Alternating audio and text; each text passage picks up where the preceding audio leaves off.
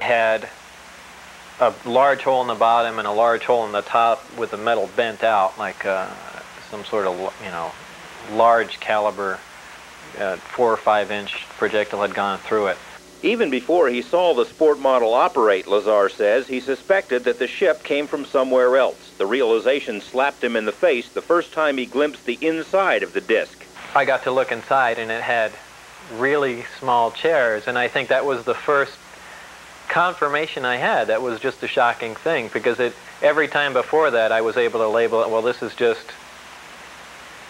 a little advance that a group of scientists had formed, and, you know, they're keeping it secret, and yeah, we could have built a big disc like that, that's no problem, and, you know, we could have adapted these to make it fly, but why does it have little furniture inside, essentially little seats, and things began to click together just all too fast. A few of the discs had been completely dismantled to find out how they worked, Lazar says, but others were fully operational. A Japanese TV network created this animated version of Lazar's story after his first interview with us aired in May. Lazar says the dramatization is similar to a test flight he witnessed.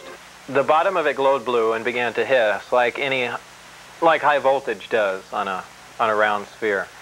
It's my impression that the reason that they're round and have no sharp edges is to contain the high voltage. Like if you've seen on high voltage systems, insulators, things are round or else you get a corona discharge. In either case, it began to hiss as in high voltage, and it lifted off the ground quietly, except with that little hiss in the background, and then that stopped as soon as it reached about 20, 30 feet. Lazar says the test of the sport model was a short one, that it made only a few moves before setting back down. He didn't see who was actually flying the craft, but was very impressed nonetheless. Well, there's no action-reaction system to it. There's no, like in a jet engine, exhaust gas being thrown out, no propeller, no noise. It's just, for all intents and purposes, magic. To Lazar's knowledge, the flying discs are not being used for, say, any flights to Jupiter. He says excessive caution and intense secrecy contributed to the plodding pace of the program and were a main source of his disenchantment. It's just unfair, outright, not to put it in the hands of the overall scientific community. There are people that are much more capable of dealing with this information, and by this time would have gotten a lot further along than this select group, select small group of people working out in the middle of the desert.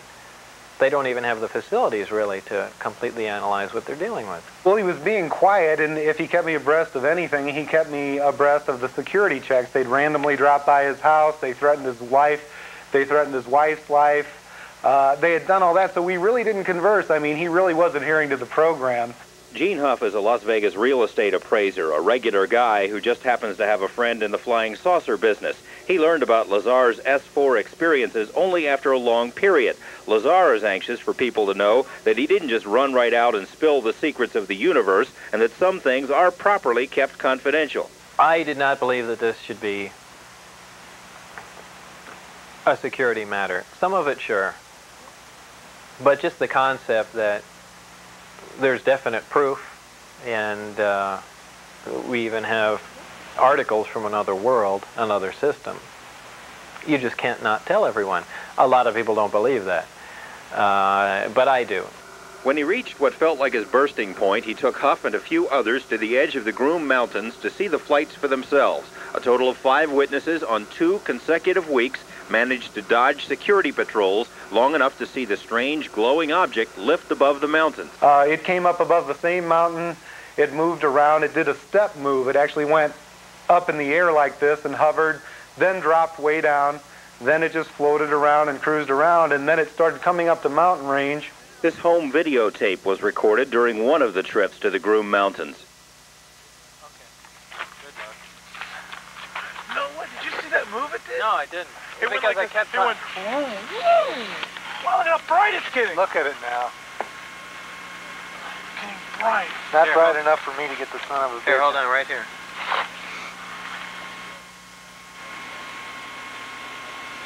Are you there? No.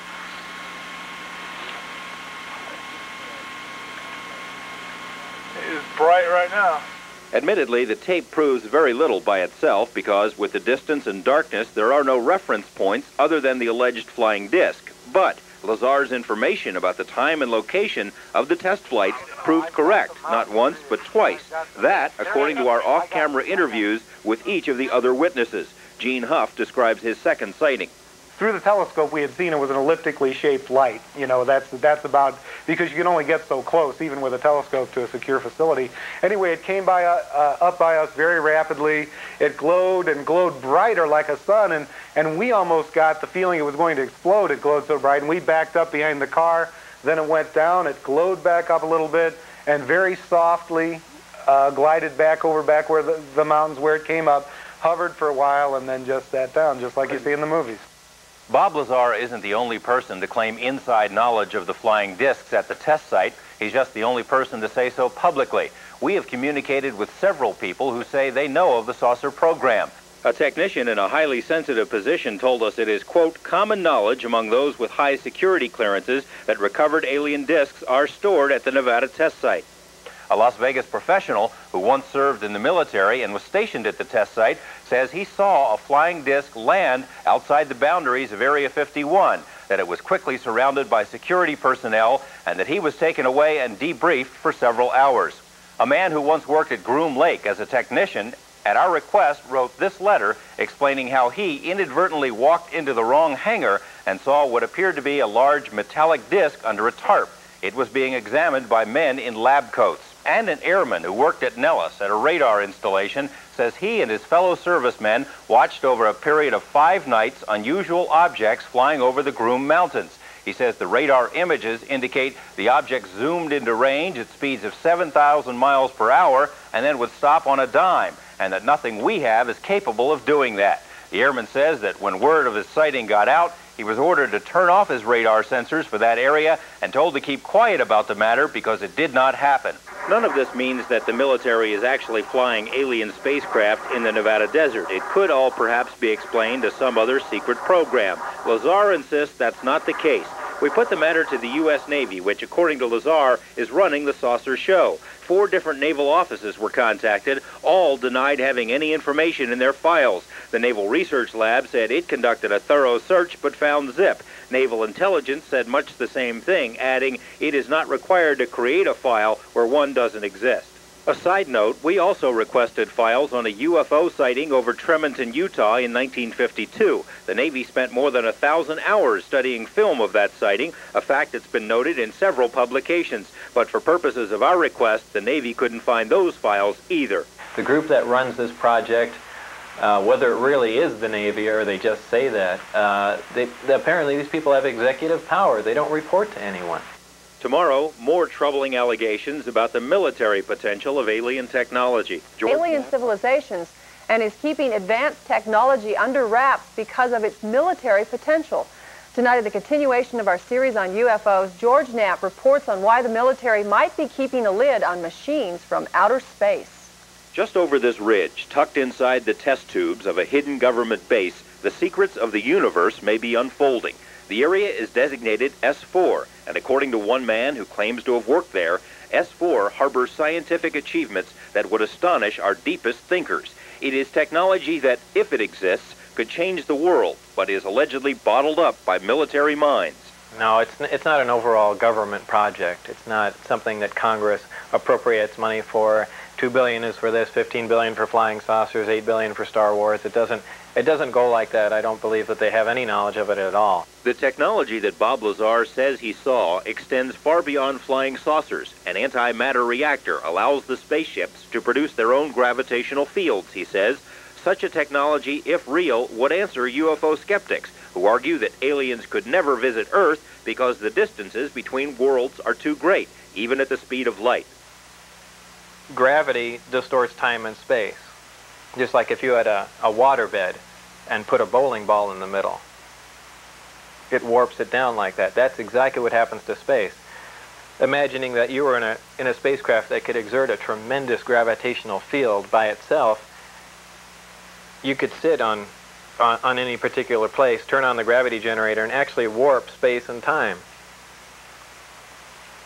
And fold it. By shutting that off, you'd click back and you'd be a tremendous distance from where you were, but time wouldn't have even moved. because you essentially shut it off. I mean, it's so far-fetched, it's difficult for people to grasp, and as stubborn as the scientific community is, they'll never buy it, but in fact, this is what happens. Actually, Lazar's explanation is very close to mainstream scientific thought and can be traced directly to Einstein. The difference is scientists regard it as theory only. There is much that science still doesn't know. You know, there are people studying it. Our main problem with that is we don't know what gravity is. You know, it's this magical force that acts at a distance. We can describe how it behaves. You know, that's what the law of gravity is. It's just a description of how it behaves, but it says nothing about what gravity really is. We'll use Etheridge as our barometer of current scientific thought. He says we cannot produce gravity, that there's no such thing as a working antimatter reactor, and that we have yet to figure out a way to get around the speed of light. He also concedes, though, such things are possible. Yeah, and really, we don't know what's possible. There could be other civilizations out there several hundred years or several thousand years, even millions of years in advance of us, that have found a way to circumvent this. You know, we have no way of knowing, for sure. Well, the thing is, when you harness gravity, you harness everything. And it's the missing piece in physics right now. We really know very little about gravity. At least that's the way it used to be. Lazar says the technology to harness gravity not only exists, but is being tested at S4. And if such technology is beyond human capabilities, it must have come from someplace else. It's more than conjecture, he says, because he also saw an element that cannot be found on the periodic chart. The element, called 115, can be stored in lead casings, much like this one. Lazar says the government has 500 pounds of it, and it cannot be made on Earth. It would be almost impossible, well, it is impossible to synthesize an element that heavy here on Earth. At least right now. I don't think you can ever synthesize it. The amount of... You essentially have to assemble it by bombarding it with protons, and atom by atom it would take an infinite amount of power and an infinite amount of time. This substance has to come from a place where super heavy elements could have been produced naturally. And what sort of place is that? Next to a much larger sun where there'd be greater mass, maybe a binary star system, a supernova, somewhere where there was just a bigger release of energy to synthesize these things naturally. It has to be a naturally occurring element. 115 is the fuel for the antimatter reactors, he says. By bombarding 115, antimatter is produced. A kilo of antimatter could produce the energy equivalent of 46 10-megaton hydrogen bombs. And comparing the energy potential of antimatter to, say, the Hoover Dam would be like comparing planets to grains of sand. 115 could also make one heck of a bomb. You're talking about hundreds and hundreds of megatons off a small piece of it. It sounds incredible, but a total conversion of matter to energy does release that amount of power, and it isn't that difficult to get the energy out of it. So it's not something you'd ever want to fall into anyone's hands. The dangers associated with 115 and antimatter may be the reason Lazar was hired to work at S4. There was an accident, he says, back in April 1987, an accident that was passed off as an unannounced nuclear test. Some people got killed. And I was told flat out that, you know, I was one of the people that were to replace these guys. Is this why the government might be keeping the whole matter a secret? Because of the military potential of alien technology? Lazar says he believes the Soviet Union was once part of our research on the flying discs, but that the U.S. kicked the Soviets out after making some sort of discovery. He also believes the program at S4 is operated with funds allocated to Star Wars research, but says he can't prove it. Some UFO researchers suspect the government is test flying alien craft so that it can one day master the technology, then claim it was made in the good old USA, thus obscuring the possibility of alien visitations. I think they have a duty to inform us, at least to the bare bones of what's going on. I don't want technological stuff put out on the table. I mean, I worked on classified programs for 15 years, and I don't think we need another new weapons delivery system. But I think the government does have a responsibility to release information indicating that indeed the planet is being visited. Probably it should be done in conjunction with the Soviets. I don't think it'll get to that level. They're not going to have a fleet of them and fly them around, and I don't think you need to do that. If you're looking at them from a weapon point of view, you're looking at an incredibly powerful device. You only need one that operates. You don't ever need to come public with it. You may want to learn more about it, should it ever break, which is might be what they're doing.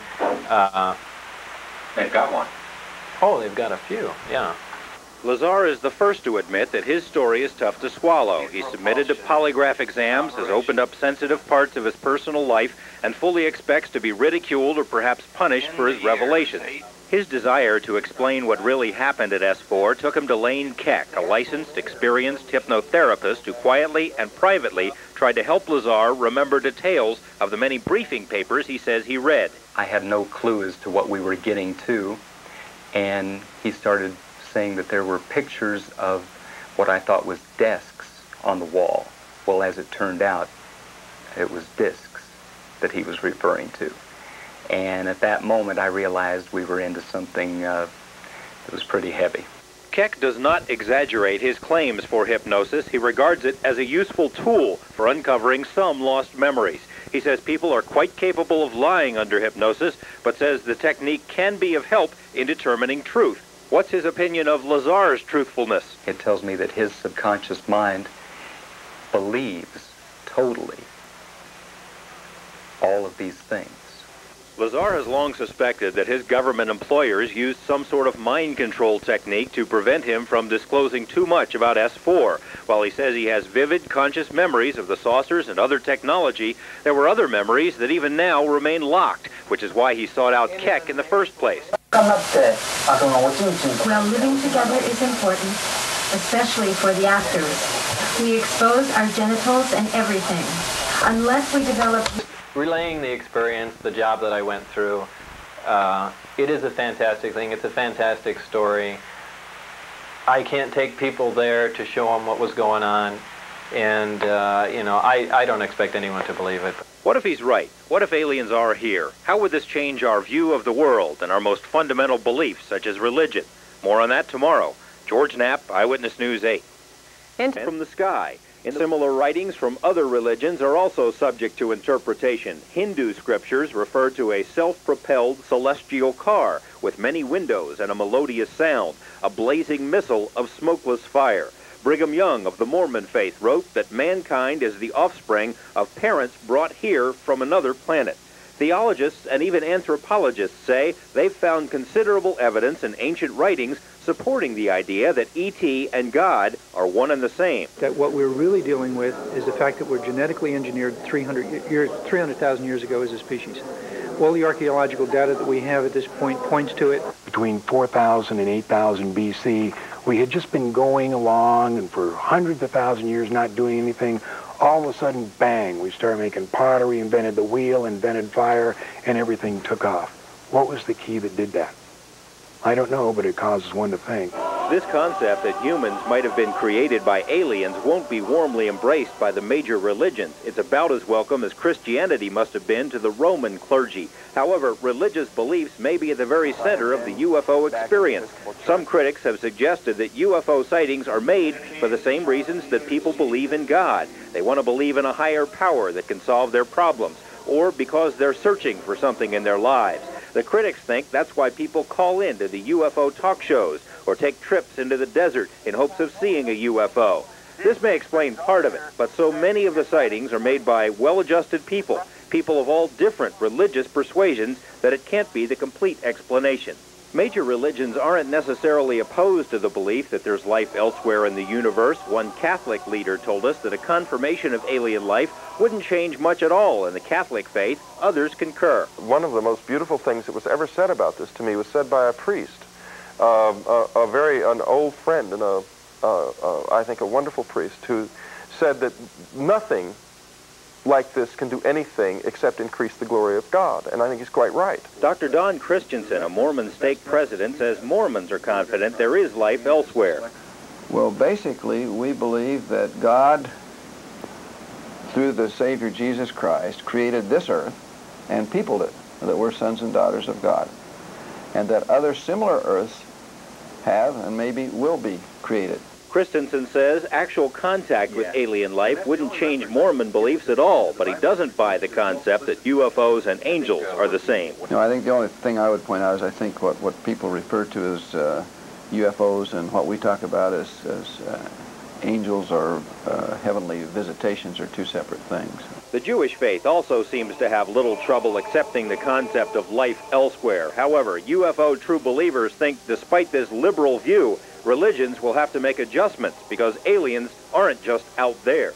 Religion is going to have to deal with the fact that it's not just here.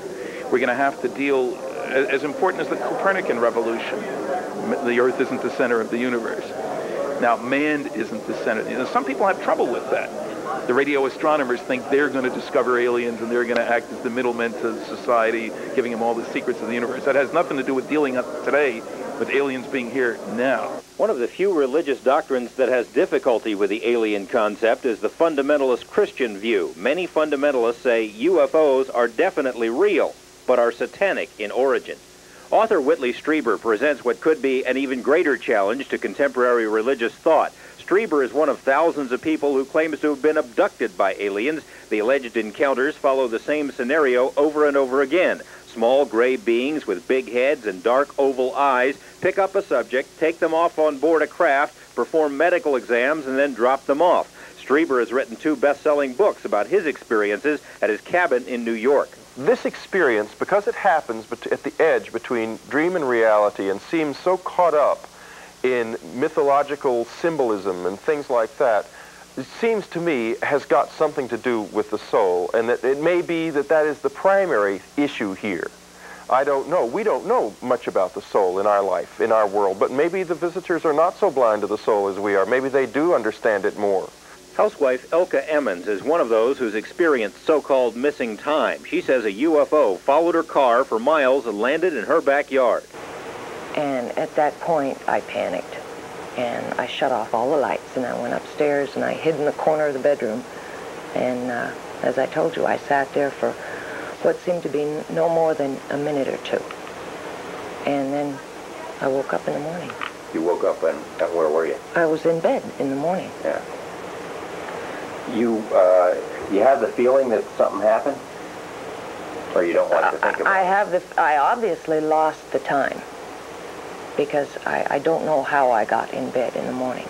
Emmons fears undergoing hypnotic regression as a means of remembering what happened that night, but many other people have tried it. Their stories are remarkably similar. Psychologists say that's because the human mind will make things up to fill in the gaps. They also say UFOs are so common in the media that the alien hypothesis has been drilled into everyone's subconscious. Others think the abductions are really happening, and for disturbing reasons. We made a deal with them, and their ultimate, what they want to do is regenerate their own race. Now, apparently, they've either had some kind of nuclear accident, or they're on the backside of a evolutionary genetic curve, and they're going downhill instead of uphill. Lear thinks the aliens have been implanting abductees with strange little devices. As proof, he points to this odd item found by British doctors in the placental fluid of a pregnant woman. It looks to them like a microscopic computer chip. They wrote to an international science magazine asking if anyone could tell them what it was. 3 years later, they still have no explanation. This dark side of the UFO phenomenon has given rise to all sorts of conspiracy theories about why they're here and why they remain hidden. Tomorrow, in the conclusion of this series, we'll examine some of these ideas. George Knapp, Eyewitness News 8. Cover-up may have something to do with that world governments are hiding something.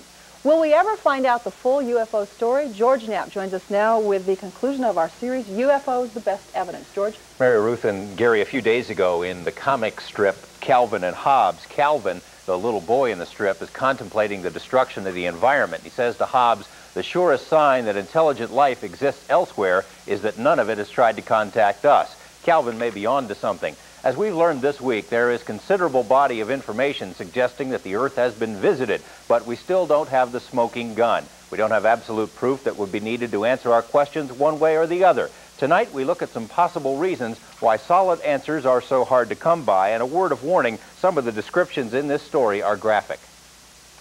This is not a question of legitimate national security. This is a question of a few civilian and military thugs usurping the constitutional authority of the Senate and the Congress and the citizens of these United States of America to cover up an illegal transaction made with an alien nation in which American lives were traded for highly advanced technology. If you're looking for the ultimate conspiracy, UFOs are for you. The story has it all. Aliens from outer space in secret alliance with a government cabal controlled by the Trilateral Commission, selling drugs to finance flying saucer research in a plan to take over the world and put us all in slave labor camps. UFO buff Bill Cooper, for one, says it's all true and that he read it in secret briefings while serving as a naval intelligence officer. No such conspiracy theory would be complete without tying in the John Kennedy assassination. Some UFO people point to this enhanced film of JFK's murder as proof that the gunman was actually the limo driver, a government agent. If you watch it enough times, it almost appears the driver reaches around with his left arm and points a shiny object at Kennedy just as the bullet strikes the president.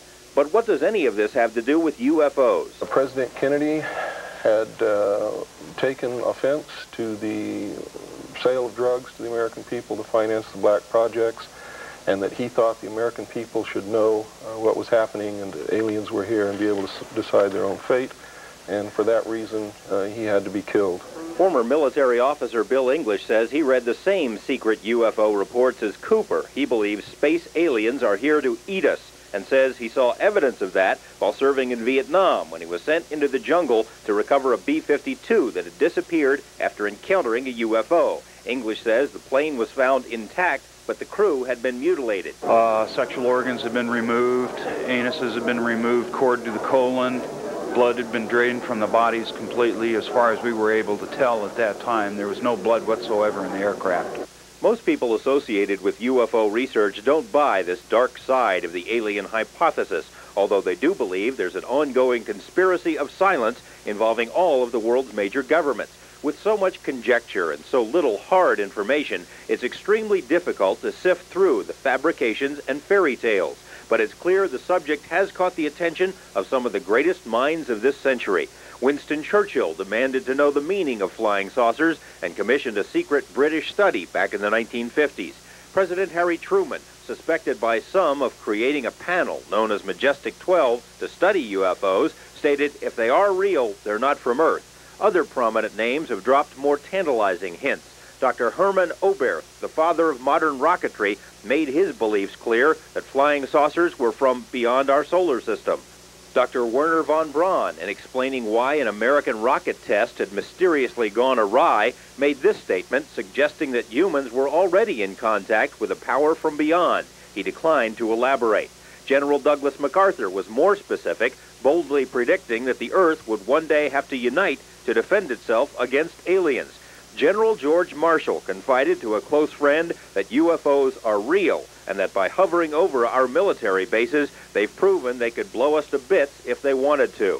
Future President Gerald Ford said in the mid-1960s the American people should be enlightened on the subject of UFOs. So why hasn't this happened? If you accept the gloomy vision of Bill Cooper and Bill English and others, then the government might have good reasons for keeping the truth from the public. In fact, classified studies done for NASA and the CIA have concluded that widespread panic would be a real possibility if contact with aliens was made official. But those studies were made decades ago, and our views of ETs have certainly changed. I think the public can handle it. I think we've been brainwashed pretty thoroughly. If you watch television in the morning, it's all spaced out stuff. You know, Gumpy was abducted and, you know, this kind of thing. Even Friedman admits that alien visitations would cause widespread upheavals, changing the way we look at everything. Would the oil industry suddenly become worthless if we were introduced to new sources of energy or new technology? Would people think of themselves as Earthlings instead of as Americans or Russians or Chinese? A sudden, abrupt announcement would certainly have profound effects, which is why many people suspect we are being told, but in bits and pieces, conditioned over generations to accept the alien presence. I've often wondered, what if all of us in the world discovered that we were threatened by a power from outer space, from another planet? Wouldn't we all of a sudden find that we didn't have any differences between us at all? Ronald Reagan made allusions to alien forces not once, but 5 different times, including a speech before the United Nations. And why did he say that 5 times? Once, it's a nice figure of speech, but he said it in the United Nations. He said it to Gorbachev in Geneva. Gorbachev responded, saying he didn't disagree with him. He said at a high school in Maryland. Why bring that up unless there was some reason for bringing it up? Friedman says Reagan also dropped hints in private about UFOs. One such incident occurred following a special White House screening of the movie E.T. The story was related to others by producer Steven Spielberg. When the showing was over, Reagan got up, put his hand on Steve's shoulder, and said, you know, fewer than 6 people in this room know the whole story. Now, I have a close colleague that got that direct from Steve. What I'm saying is, our society has been brainwashed. The possibility that the government is using the mass media to influence our attitudes about UFOs is an intriguing one, and not without at least circumstantial support. Consider the general tone of 1950s sci-fi movies. Grotesque, evil aliens were on Earth to conquer and destroy. It's a far cry from the gentle space creatures we know from today's films. It's interesting to note that Steven Spielberg's Close Encounters of the Third Kind had as its scientific advisor this bit actor with the goatee, otherwise known as Dr. J. Allen Hynek, who was chief scientist in the Air Force's Project Blue Book. On television, we've got ALF and Alien Nation, different approaches to the theme of humans adjusting to an alien presence. Some UFO researchers are convinced that major corporations are participating in the indoctrination process. Even in the print media, you see this sort of thing constantly. This is a corporate advertisement by Amoco Oil that runs in Phil Klass's favorite magazine, Aviation Week and Space Technology. And there's no direct reference in the dialogue to this high technology advertisement other than the picture itself. And I think what they're trying to tell us is that the picture speaks for itself. Would private interests participate in the conspiracy? In 1969, several requests were put to the Rand Corporation for copies of a UFO study it had reportedly done for the government. Rand denied any knowledge of such a study, but here it is, written just a few months before the requests for copies were made, and concluding that the UFO field deserved much more study than it was getting at the time. Senator Barry Goldwater also alluded to a gradual release of UFO information. Goldwater had tried to gain access to UFO files and was turned down, but he confided in a letter he'd been told a plan was underway to release the UFO story to the public. As a presidential candidate, Jimmy Carter vowed to completely open the government's UFO files because Carter said he had seen one himself. In 1977, there were hints in national magazines that disturbing revelations were about to be made by the president. They never were, and Carter didn't open the files. We wrote to ask him why, and were told Carter is too busy for any interviews. Perhaps the secrecy isn't the government's idea. Perhaps it originates elsewhere. It's quite obvious that the secrecy doesn't even originate with the government. Why don't the visitors land on the White House lawn and make themselves public? Why didn't they do that this morning? The reason is they themselves are the architects of the secrecy. Strieber, who claims to have been abducted by aliens several times, says that humans should not presume to understand the motives of the visitors. Perhaps they are adhering to Star Trek's prime directive, non-interference with developing species. If the aliens have been observing Earth for any length of time, they've witnessed untold examples of war, barbarism, and environmental destruction. UFOs have been chased and shot at, and would probably be suspicious of any culture that produces dissect and alien games for its children. Maybe they're not ready for us. Are we ready for them? So people are used to the idea that there's probably other life out there. And for it to contact us, I don't think would be major disruption. So you fear the unknown. If you know all about UFOs, the fact they're here, there's going to be no panic. That's the excuse they've used since the Orson Welles Mercury radio program in 1938. The people did panic. We are far more sophisticated than that. I really would like to know. I really would. And I really would like everybody to know. I think it's extremely important that everybody have the truth. I think people need to realize that, yes, there has been an alien visitation. They're here, and I don't think that will upset people. It might upset them that the government has hidden it, but I don't think they'll fear that aliens have actually been here as much as they fear what possible tidings the aliens may bring. It's true. What I have seen is true. I don't know about the big story, where they came from, what they're like, but certainly these crafts came from another, not just another planet, another solar system entirely, extremely far away, and they're here.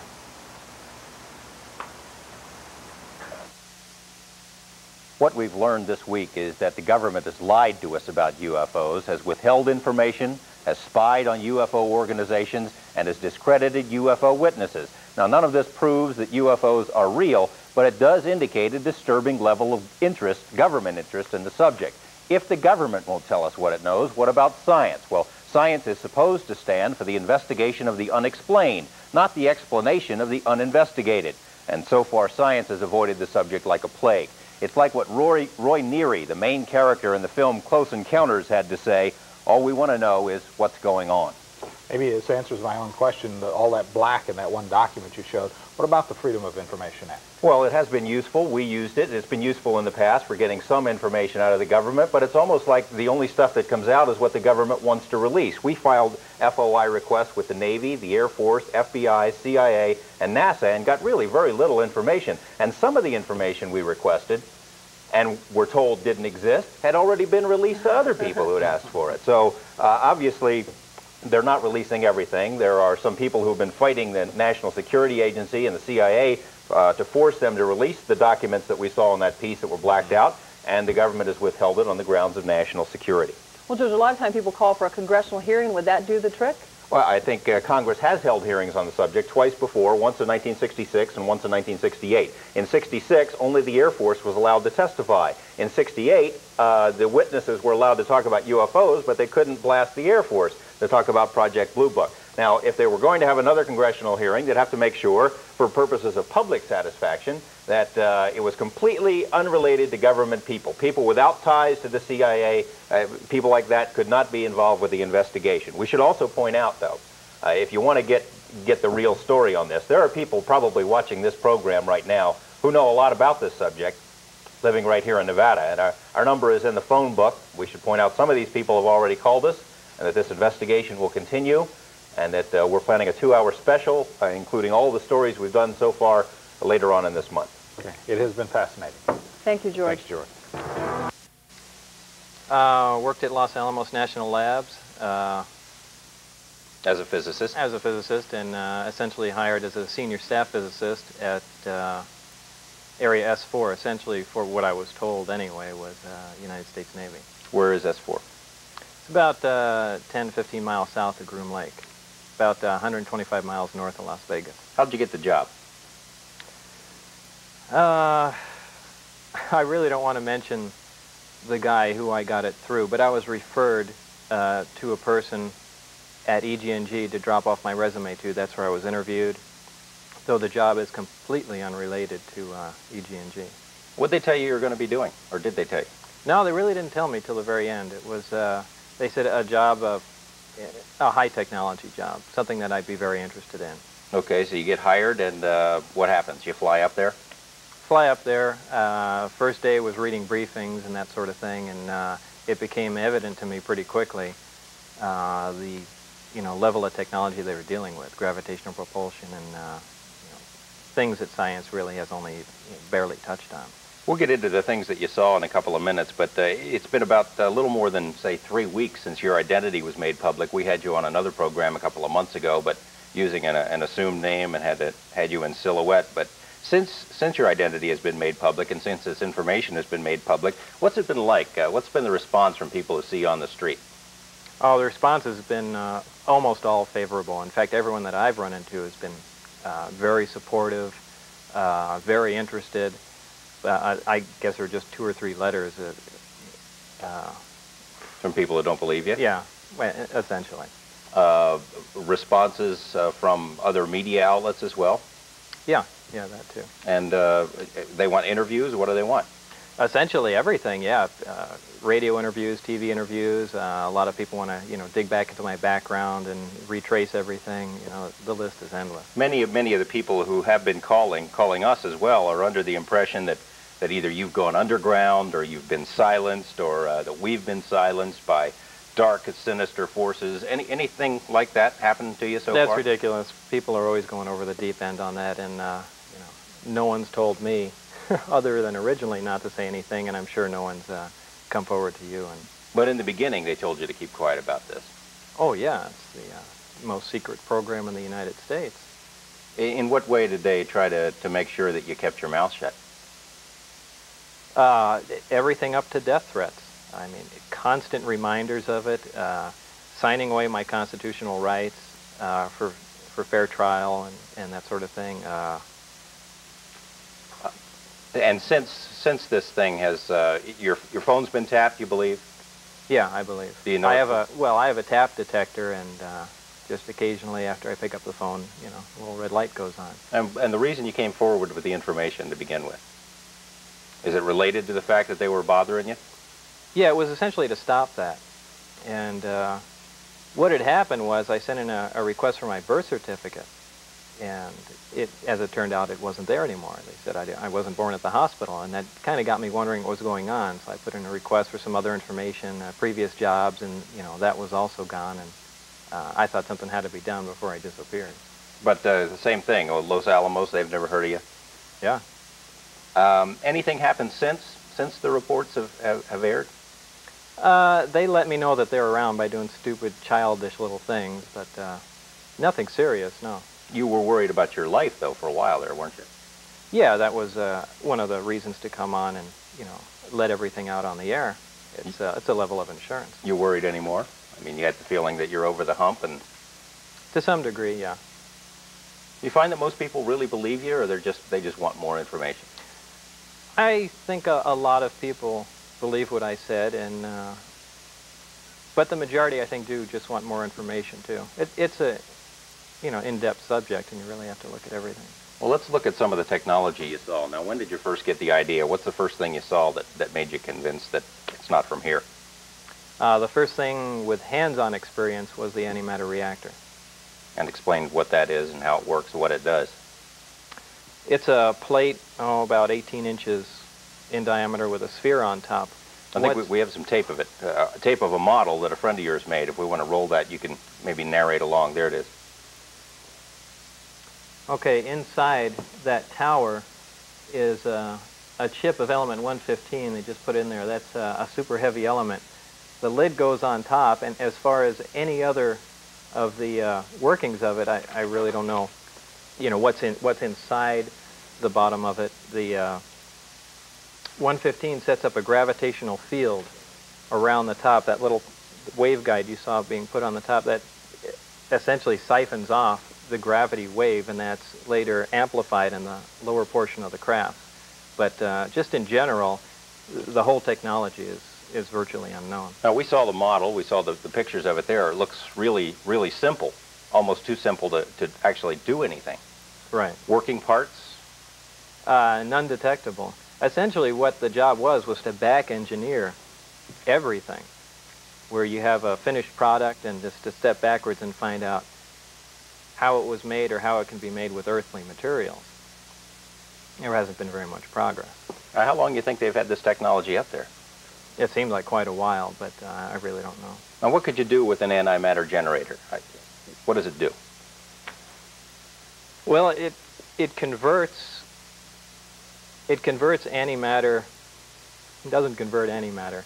There's an annihilation reaction. It's an extremely powerful reaction, 100% conversion of matter to energy, unlike a fission or fusion reaction, which is somewhere around 0.8% conversion of matter to energy. I mean, how does it work? What starts the reaction going in that thing? Really, once the 115 is put in, the reaction is initiated. Just automatic? Right. I don't understand. I mean, there's no button to push or anything? No, there's no button to push or anything. Apparently, the 115 under bombardment with protons lets out an antimatter particle. This antimatter particle will react with any matter whatsoever, which I imagine there is some target system inside the reactor. This in turn releases heat, and somewhere within that system there is a 100% efficient thermionic generator, essentially a heat to electrical generator in there. Now, how is this antimatter reactor, how is this connected to a gravity generation that you talked about earlier? Well, that reactor serves two purposes. It provides a tremendous amount of electrical power, and which is almost a byproduct. The gravitational wave is formed at the sphere, and that's through some action of the 115, which the exact action I don't think anyone anyone really knows. The waveguide siphons off that gravity wave, and that's channeled above the top of the disk to the lower part where there are 3 gravity amplifiers which amplify and direct that gravity wave. In essence, creating their own gravitational field. Their own gravitational field. You're fairly convinced that science on Earth doesn't have this technology right now. Well, we have it now, I guess, at Right. S4, but we didn't create it. Right. Why not? Why couldn't we? The technology's not even, we don't even know what gravity is. I mean, there's just... Well, what is it? What did you learn about what gravity is? Well, gravity is a wave. There are many different theories about wave included. It's been theorized that gravity is also particles, gravitons, which is also incorrect. But gravity is a wave. The basic wave, they can actually tap off of an element. Why that is, I'm not exactly sure. And so you can produce your own gravity. What does that mean? What does that allow you to do? Well, that allows you to do virtually anything. Gravity distorts time and space.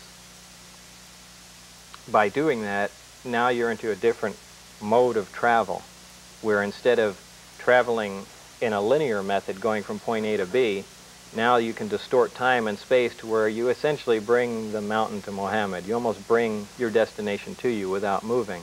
And since you're distorting time, all this takes place in between moments of time. It's such a far-fetched concept. But, we're going to get into it a little bit more. We're going to take a short break. Stay with us for more of On the Record.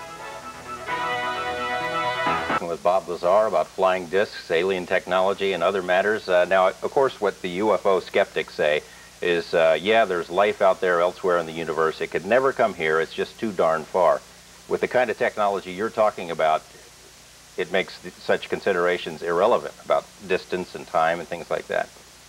Exactly, because when you are distorting time, there's no longer a normal reference of time. And that's what producing your own gravity does. You can go forward or backward in time? Is that what you're saying? No, not essentially. It'd be easier with a model. On the bottom side of the disk are the 3 gravity generators.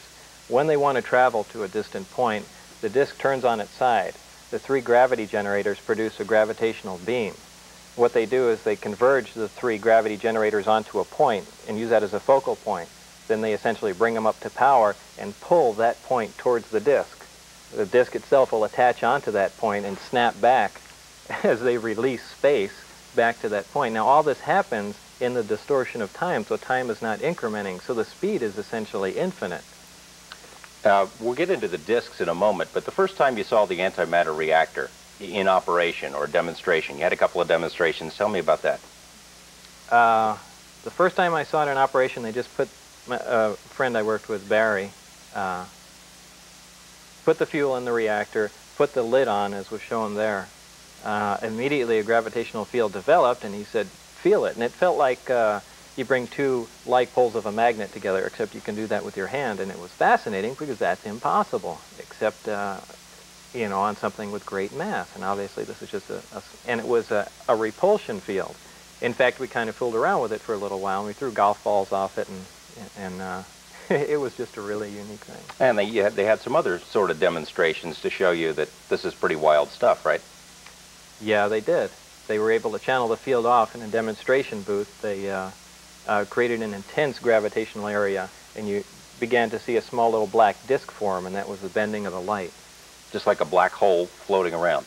You know, a black hole is a bad analogy, but yeah, essentially. And time, they gave you some kind of demonstration about time involving a candle. Explain how that worked.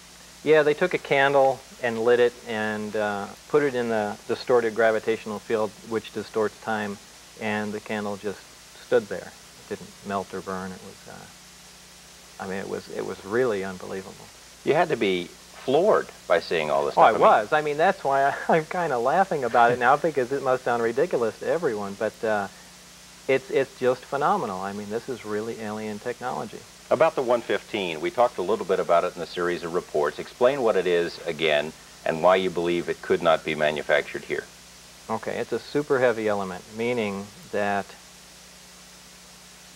on the periodic chart, which lists all the elements found on Earth and that can be synthesized, it's, I think the highest element we've synthesized has been about element 106. Now from 103 or actually anything higher than plutonium up, the half-life begins to drop. In other words, the element disintegrates. When you get up to element 106, it's only around for a very small amount of time. Even science today theorizes that up around element 113 to 116, somewhere in there, they should again become stable. This is in fact true. That's what element 115 is. It's a stable element. To synthesize it would be impossible. The way we synthesize heavy elements is we take a stable element like bismuth or something like that, or plutonium, whatever, put it in an accelerator and bombard it with protons. Essentially what you're trying to do is plug in protons into the atoms and increase the atomic number. To do that to the level of element 115 would just take an infinite amount of power and an infinite amount of time. What kinds of things, what capabilities would a heavy element like this have? I mean, other than producing power. Obviously it can produce a lot of power, right? Well, it in itself is not antimatter. It just has a unique property of producing it. Any of the other basic properties it has, I really don't know of. But using just the antimatter producing property, the potential for a weapon is staggering, is absolutely staggering. Like what? I mean, a pound of it, what could it do? Well, 2.2 pounds is the energy equivalent of 47 10 megaton hydrogen bombs. I mean, it's a good bang, and a pound of a super heavy element is, you know, maybe the size of a plum or something like that. I guess what I've heard most from the people who just don't buy the whole story is that, sure, maybe you worked at an area called S4, and maybe that it is a secret area, but what you were shown is stuff that we've made. That we made this 115, if it is 115, that we made the flying discs, that we made these antimatter reactors, because these are advances that you just don't know about. Hardly. Why not? Well, the 115 is impossible. I mean, and the fact that the main job of everyone there is to find out how everything's made, I mean, that just contradicts everything right off the bat. The materials are completely alien to us, and just the overall idea of the project is, hey, can we duplicate this with materials that we have here? So obviously it was something that was found, or given for that matter, and we're just trying to duplicate it. The 115, where do you suppose it came from then? I mean, what kind of an environment would that kind of The only place that 115 could be made would have to be in a natural situation, somewhere maybe on the fringes of a supernova or somewhere around maybe a binary star system where there was more mass in the primordial mix of that system, where heavier elements would have had a chance to form when the stars were collapsing and there were huge amounts of energy being released, something along those lines. It has to be a naturally occurring element. All right, you saw antimatter reactors, you saw gravity propulsion systems in flying discs, flying saucers, you saw this element 115. You also read a series of reports that had other stunning information. Can you give an overview of the kinds of things that were in these reports? The reason I didn't do that before was, first of all, they were just reports. Everything else I had hands-on experience with. Now, there was lots of strange information in the reports, but there again, it's just printed material, and it could be disinformation. I don't know. But certainly, the information I did read in the reports about the 115, the disagram, I mean, that all had, material that related to that. The reports went into aliens and even went along the lines of religious background. Well, we should let our audience know. I mean, we discussed this when we were putting the series of reports together, whether to get into the alien thing or not, and we decided not to for the time being. It's not like you're hiding something from the audience or whatever. It was just a decision we made. But you did see reports, whether they're true or not, government reports about aliens. What were in the reports? They had, well, there were photographs of aliens, there were autopsy reports. There was really a wealth of information, but there was, as far as what? What do they look like? The typical gray. I hate to say that gray. Like anyone knows what a typical gray is. It's a creature probably 3.5 to 4 feet tall, a large hairless head, black slanted eyes, long arms, very thin looking. I don't know how else I would describe them. Well, what does an autopsy report look like? What's included in an autopsy report that you said you read? The reason I call it an autopsy report is I saw the carcass, well, it was obviously a dead alien, the carcass cut up, and it was all dark inside, like it had an iron base. The reason I say iron is because it was very dark blood or whatever. I'm not a doctor, but it seemed to be one large organ in the body, as opposed to, you know, an identifiable heart and lungs and that sort of thing, but just one gooey mess in there. What did the report say? I mean, it had pictures. It had to have some words. Here's Exhibit A, an alien. Essentially so. They had weights and densities of the organs. That there were no conclusions drawn, but just it was just a basic description of what the person who was cutting open the body saw. Say where they came from? Yeah, in one of the reports it said they came from Reticulum 4, was what it said. Where is that? Any idea? Well, I'm told it's a star system in Zeta Reticuli. Reticulum is the constellation, and by Reticulum 4 they meant the fourth planet out from that sun. In the same reports, we were identified, instead of saying Earth, we were identified as Sol 3, meaning the third planet out from our sun, the Sol. Now, you've read a lot of UFO material. Do you find yourself mixing what you've read and what you learned from up there? No, that's why I stay away from the UFO researchers and things like that. I really don't want to be associated with that. I don't research the stuff. It's interesting to read, but no, I'm not mixing anything that I've read in this stuff. We're going to get into that a little bit more. We're going to take a short break. Stay with us for more of On the Record. Left with Bob Lazar. We were just talking about the UFO field in general, and you feel a little reluctance to get mixed up in it, although you are right now. Unfortunately, yeah. I mean, why the reluctance? I don't know. There are many stories circulating around. Everyone has their own view. Each UFO researcher says they have the right story, and essentially, I don't want to side with anyone because I don't know where that information's come from. Though they do all have the basic story, is there are alien crafts here. How they got here is probably aliens brought them here, unless we have a really neat setup with UPS.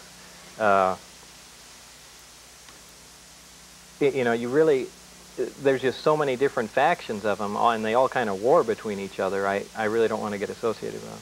Before you got into the program at S4, though, you had an interest in UFOs. I mean, it must be hard for people to swallow that here's a guy who has an interest in it and he gets hired into the program. Well, it was a very brief time there. I had sent out resumes to several places because I wanted to get back into the scientific field again. Almost simultaneously, I met John Lear and read some of his material, and initially I thought he was just absolutely crazy. But apparently he did have a good source of information, because as it turns out, some of the information that he had, I actually had hands-on experience with. But your regard for UFOs in general, I mean, as a scientist, did you think there was something to it, or was it just absolutely nothing? No, I would have stood on that till the day I died. That was bunk. Many of the people who've been calling are UFO groups or UFO researchers who have demanded that you talk to them. We've got to talk to this guy. We want to give him a lot more publicity so he stays alive. We want him to give us information so that we can further check out his background, etc. We want to protect him. We want to help him. You've resisted. I mean, you've done this program. You've done a couple of reports with us, and you've done a radio show or two. But in general, you've resisted going into the UFO circuit. Why is that? Well, just like I mentioned before, I just don't want to be associated with those guys. And how many people are you going to open up your background to and let them, run rampant through it? I mean, private detectives, every UFO group in the world wants to do that. The idea was for me to release the information, essentially to protect myself and take some of the heat off. And I've done that, and, that's all that needs to be done, really. Certain UFO researchers claim they've been getting information from you all along. You've been leaking stuff to them, and that they've read these reports that verify the information. You've been working with UFO groups while you were in the program at S4? Not UFO groups. I did mention a couple things to some people. That's all I'm going to say. Okay. In essence, were you breaking your vows that that you made to the government? Yeah. And why did you feel that was necessary? I mean, you took an oath, didn't you? Yeah. But look at the magnitude of what was going on. I believe that some of the technology, maybe all of the technology, should be kept secret until we have a handle on everything. But certainly the overview of what happened just cannot be a secret from anyone, not just the American people, but the rest of the world. Let out the basic fact that we have these crafts. At one time, aliens did at least visit and drop off something, however they got here, that there was some contact made, and then cut it short. You don't need to release information on the gravity generators, the weapon potential, which is enormous, and so on. What could you do with that? We got about a minute left. What could you do with that technology? If, say, you took the flying discs, the antimatter reactors, the gravity generators, gave it to Los Alamos or Livermore, let them examine the potential abilities of this stuff. I mean, how would it affect life on Earth if this stuff was widely available? And mass producible? Yeah. That's tough to say. I mean, you have a completely different mode of travel. What happens when you can play with time? That gets into a really deep philosophical, question there. But I mean, it would change a lot of stuff, change everything. Oh, yeah, it would change absolutely everything. Think it'll ever come out? Personally, no. What do you hope happens, both to yourself and with this information? That there's been enough thorns put in their toes to where they do try and release something. We'll have to have you come back, Bob. Thanks for joining us. We'll see you next week with more of On the Record.